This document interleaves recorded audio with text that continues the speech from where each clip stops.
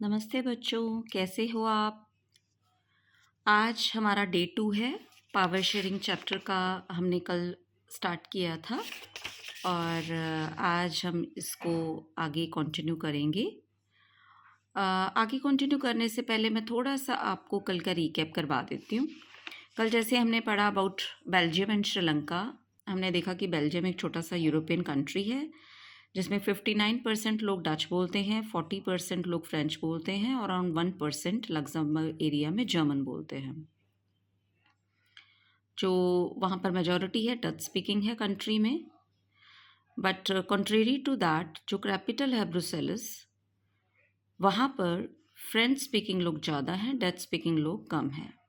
तो इस तरह से वहाँ पर लैंग्वेज के बेसिस पर सेटअप है, डाइवर्सिटी है।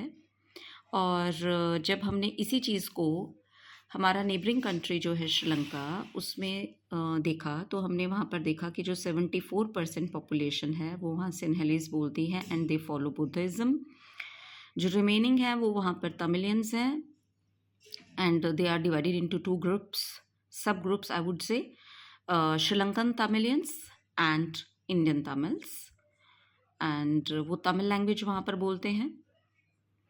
एंड फिर हमने पढ़ा कि ड्यू टू दिस मेजोरिटेरियनिज्म इन श्रीलंका कैसे हुआ कि 1958 में श्रीलंका आज़ाद हुआ, और क्योंकि वहाँ पर सिन्हलीज बोलने वाले ज़्यादा लोग थे तो उन्होंने 1956 में एक एक्ट पास किया कि यहाँ पर हम ऑफिशियल लैंग्वेज सिन्हाला को बनाएंगे।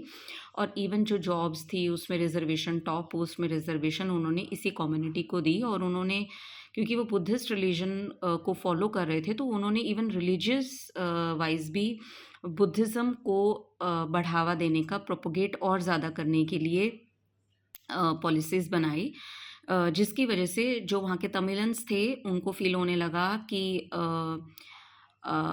We are not feeling comfortable here. उनके अंदर रिपल्शन की भावना आई, जिसे हम एलिनेशन या अलगाववाद कहते हैं, इग्नोरेंट फील करना। और इस वजह से वहाँ पर एक उन्होंने तमिल इलाम के नाम से कि हमें एक अलग स्टेट चाहिए, उसकी डिमांड रखी। और वहाँ पर सिविल वार स्टार्ट हुआ।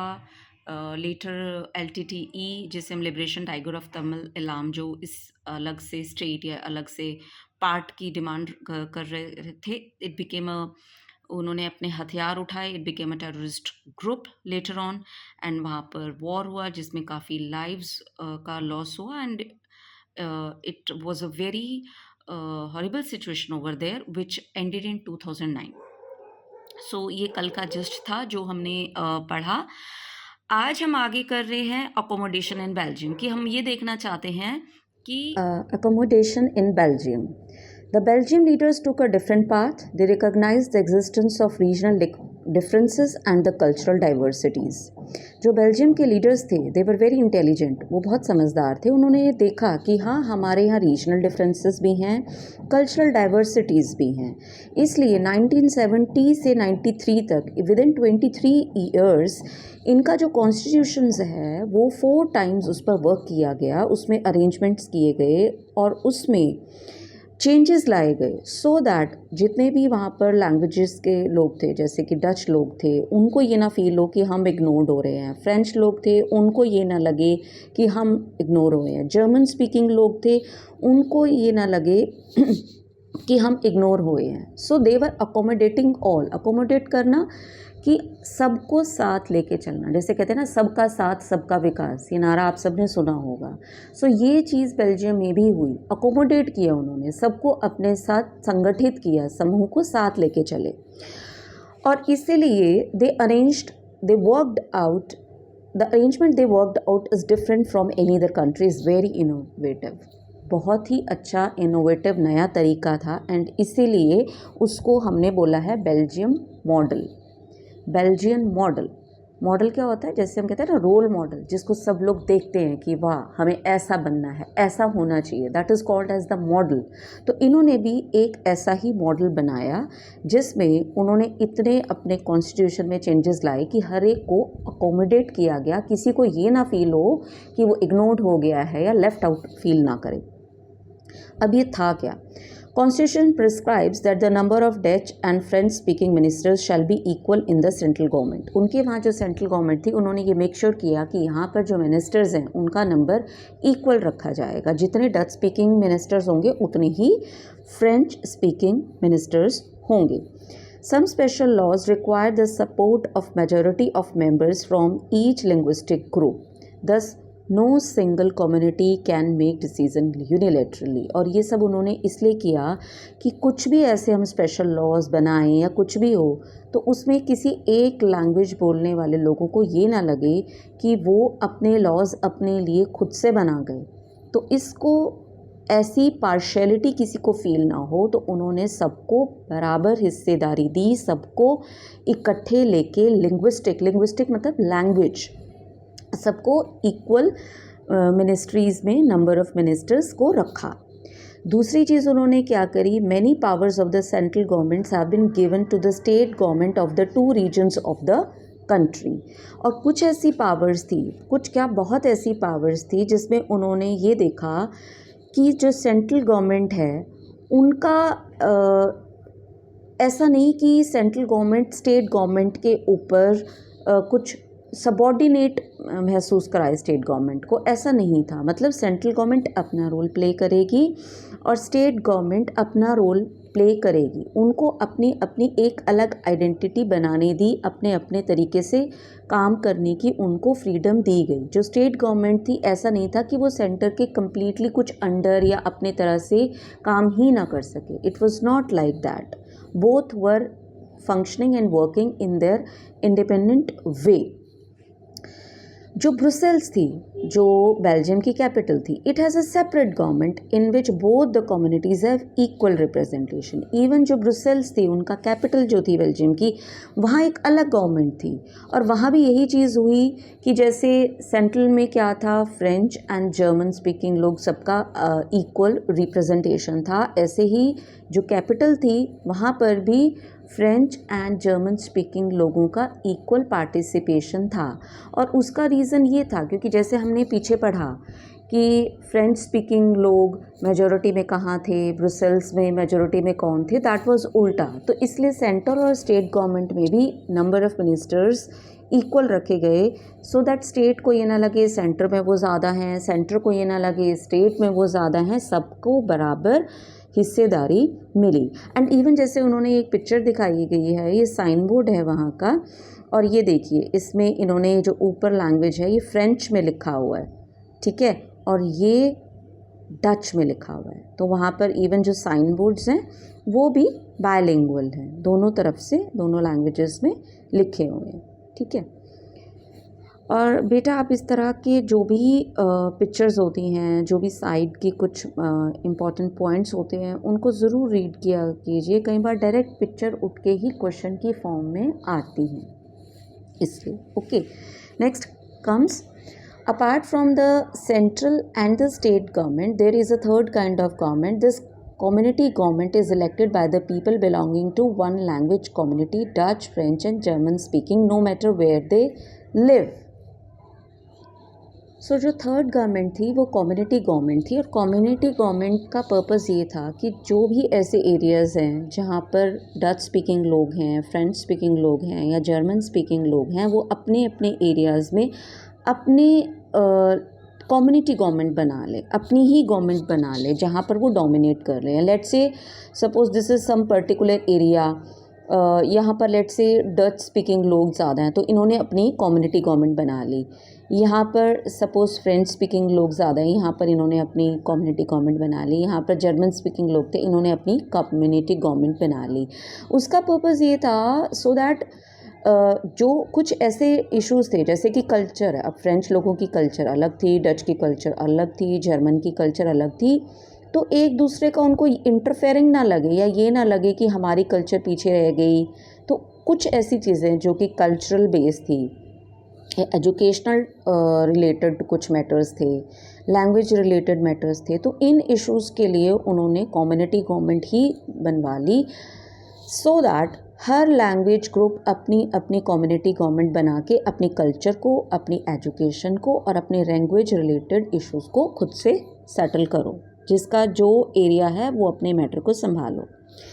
अब आपको लगेगा कि बेल्जियन मॉडल तो कॉम्प्लिकेटेड है, बट देखिए कॉम्प्लिकेटेड तो होता ही है, बट इसके बेनिफिट आप देखो। श्रीलंका में हमने देखा कितना नुकसान हुआ, सिविल वार हुआ, लाइफ का लॉस हुआ, इकोनॉमी का लॉस हुआ, बट इसके कॉन्ट्रेरी बेल्जियन ने एक रोल मॉडल का दिखाते हुए ऑल ओवर द वर्ल्ड एक मिसाल कायम करी कि हाँ देखो, इतनी डाइवर्सिटी होते हुए भी हमने कितने कॉम्प्लिकेटेड तरीके से सबको यूनाइटेड लेके हम लोग चले हैं।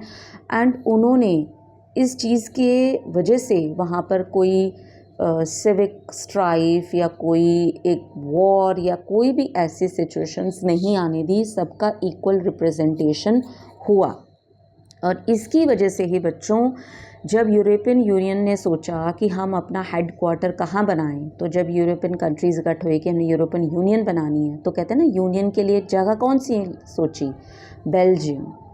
ब्रुसेल्स जो है वहाँ पर यूरोपियन पार्लियामेंट बनाई गई बेल्जियम में, क्योंकि वो एक ऐसी जगह थी जो वर्ल्ड को यूनिटी का सबूत दे रही थी, मिसाल पेश कर रही थी। तो इसलिए यूरोपियन यूनियन ने अपनी पार्लियामेंट ब्रुसेल्स बेल्जियम में बनाई।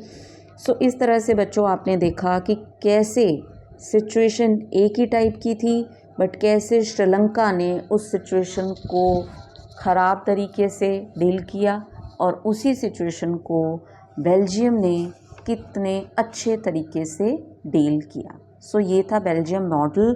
बेल्जियम मॉडल के ऊपर डेफिनेटली क्वेश्चन आ सकता है, एमसीक्यू की फॉर्म में भी आ सकता है, शॉर्ट क्वेश्चन भी एंड लॉन्ग क्वेश्चन भी आ सकता है। जैसे कि डायरेक्ट ऐसे आ सकता है, explain the Belgium model of accommodation. तो आपने पॉइंट्स बना के 4 पॉइंट्स आपके बनेंगे और उनको आपने मेंशन करना है कि कैसे उन्होंने कॉन्स्टिट्यूशन में 23 ईयर्स में 4 टाइम्स चेंज किया, कैसे उन्होंने Dutch speaking, French speaking central government में इक्वल रिप्रेजेंटेशन दी मिनिस्टर्स को, किस तरह से उन्होंने स्टेट एंड सेंट्रल गवर्नमेंट को एक तरह का इंडिपेंडेंट होने दिया कि तुम अपना काम करो, स्टेट हम अपना काम करेंगी। ब्रुसेल्स को एक सेपरेट गवर्नमेंट के फॉर्म में बना दिया, कम्युनिटी गवर्नमेंट लैंग्वेज बेसिस पर कर दी, एंड इस तरह से उन्होंने सबको अकोमोडेट किया। So this was the accommodation in Belgium topic. Now we come over to the next topic, why power sharing is desirable. Why power sharing is desirable, power sharing क्यों होना चाहिए। अब सबसे पहले देखते हैं हम, यहाँ लेफ़्ट साइड एक फ़ोटो बनी हुई है, उसमें ऐसी कार दिखाई गई है और कार की नंबर प्लेट वाली जगह पर लिखा हुआ है जर्मन गवर्नमेंट। वैसे जर्मन कार्स फेमस है, यहाँ पर इन्होंने टूटी फूटी सी कार दिखा रखी है।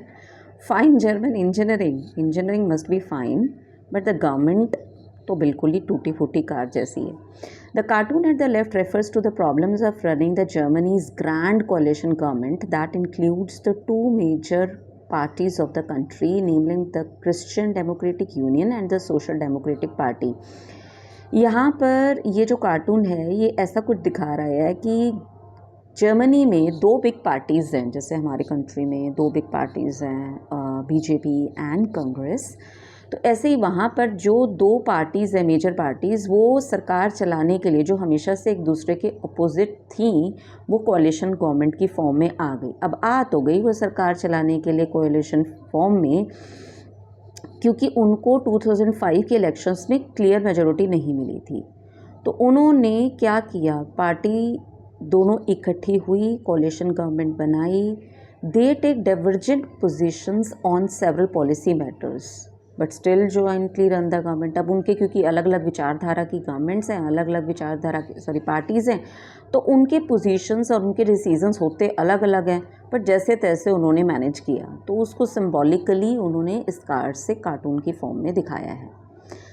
सो अब आ जाता है why power sharing is desirable, जो हमारा टॉपिक था चैप्टर का कि पावर शेयरिंग होनी क्यों चाहिए, उसके बारे में देखते हैं। 2 different sets of reasons can be given in favor of power sharing। अब हम फेवर कर रहे हैं पावर शेयरिंग की, कि पावर शेयरिंग हाँ अच्छी है, होनी चाहिए।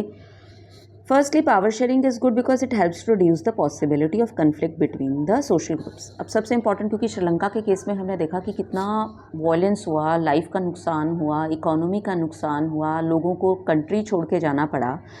अगर वहाँ भी बेल्जियम की तरह पावर शेयरिंग हो जाती तो ऐसी नौबत ना आती। तो इस वजह से हमें लगता है कि जो कन्फ्लिक्ट हैं, झगड़े हैं, वो पॉसिबली हमें लगता है ख़त्म हो जाते हैं अगर हम पावर शेयरिंग कर लेते हैं। Since the social conflicts often leads to violence, जैसे मैंने बताया, इंस्टेबिलिटी, तो पावर शेयरिंग अच्छा है ना, शेयरिंग कर लो भाई, क्या नुकसान है, फ़ायदा ही हो रहा है, कर लो। अगर हम मेजॉरिटी की विल को, मेजॉरिटी की इच्छा को थोपेंगे दूसरों पर, तो ये तो गलत हुआ ना। ये तो एक तरह की डेमोक्रेसी थोड़ी, ये तो डिक्टेटरशिप हो गई कि आप उनके ऊपर, क्योंकि आप उस कंट्री में मेजॉरिटी में हो, तो होना तो ये चाहिए कि आप माइनॉरिटी को थोड़ा फेवर करो, उनको भी अपलिफ्ट होने का मौका दो, रादर आप उनको और सप्रेस कर रहे हो, तो दैट इज़ रॉन्ग। अपनी विल ऐसी नहीं थोपनी चाहिए। So like an attractive option in the short run, हाँ लगता तो ऐसा है कि मेजॉरिटी अगर अपनी विल थोपेगी तो हम अपना राजपाट बढ़ा लेंगे, हमें फ़ायदा होगा, बट ये बहुत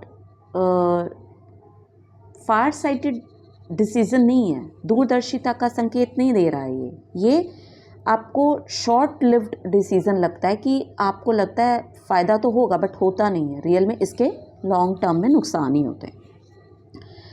टायरेनी of the majority is not just oppressive for the minority, टायरेनी मतलब क्रूएलिटी जो मेजॉरिटी वाले करते हैं माइनॉरिटी के ऊपर, it often brings ruin to the majority as well.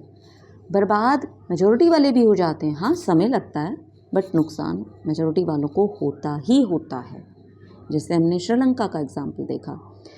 There is a second deeper reason why power sharing is good for democracy. एक और रीज़न भी है deeper, power sharing is the very spirit of democracy. देखिए, democracy की जब हम बात करते हैं तो डेमोक्रेसी की स्पिरिट क्या है, by the people, of the people, for the people. But अगर हम इन तीनों चीज़ों को फॉलो कर ही नहीं रहे हैं और आप कह दो कि हम डेमोक्रेटिक कंट्री हैं, तो वो तो यानी डेमोक्रेसी हुई नहीं ना। इससे अच्छा तो वो डिक्टेटरशिप वाली गवर्नमेंट अपने आप को कह दो कि हमारे यहाँ तो सिंगल पर्सन है, वही डिक्टेटर है, हिटलर वाला रूल चलेगा, तो फिर वर्ड डेमोक्रेसी मत यूज़ करो ना, वो तो आपने मिसनॉमर कर दिया उसको, उसकी स्पिरिट को, उसकी आत्मा को, डेमोक्रेसी की आत्मा को मार दिया आपने इस तरह से। तो a democratic rule involves sharing power with those affected by its exercise and who have to live with its effect। तो इसलिए जिनके ऊपर उसका असर होना है डेमोक्रेसी का, उनको वो पूरी वैल्यू नहीं मिल पाती अगर हम पावर शेयरिंग ना करें। People have a right to be consulted on how they are to be govern. Even लोगों से हमें सलाह मशवरा होना चाहिए कि आखिर वो चाहते क्या हैं। A legitimate government is one where citizens through participation acquire a stake in the system.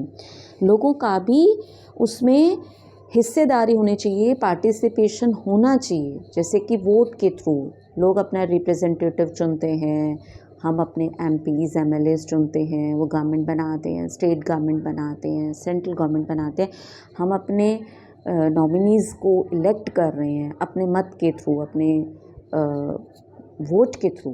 तो ये हमारी स्पिरिट है ना कि हम डेमोक्रेसी का रियल मीनिंग देख पा रहे हैं। Let us call the first reason, set of reasons, prudential. Prudential एक ऐसा टर्म है जिसमें हम कहते हैं कि आपने वेल कैलकुलेटेड डिसीज़न लिया है अपने दिमाग का, बुद्धि का इस्तेमाल करते हुए। और सेकंड होता है मॉरल, कि हमने अपने आत्मा की सुन ली, हमने अपने दिल की सुन ली। तो प्रूडेंशियल, जैसे कि यहाँ ग्लॉसरी में दिया हुआ है, बेस्ड ऑन द प्रूडेंस और on careful calculated of gains and losses. पूरा नफ़ा नुकसान देखते हुए आपने डिसीजन लिया। Prudential decisions are usually contrasted with the decision based on purely on moral considerations. Moral consideration से जो हम डिसीजन लेते हैं वो प्रूडेंशियल से हमेशा मोस्ट ऑफ द टाइम्स अलग ही होते हैं, क्योंकि प्रूडेंशियल्स होते हैं वेल कैलकुलेटेड डिसीजंस।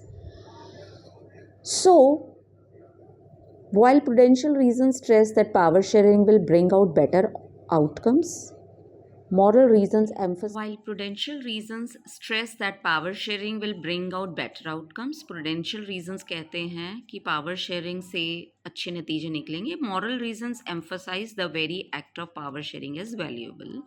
वो कहते हैं ये बहुत कीमती है, valuable है power sharing. सो बच्चों आज के लिए इतना ही टॉपिक हम कवर करेंगे. जितना आपको कल की वीडियो में और आज की वीडियो में मैंने पढ़ाया है, आप प्लीज़ उसको एक बार खुद से रीडिंग भी दें.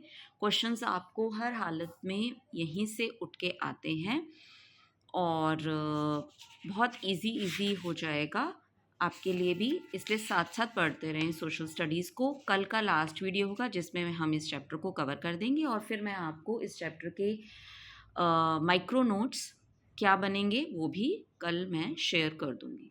तब तक टेक केयर, बाय.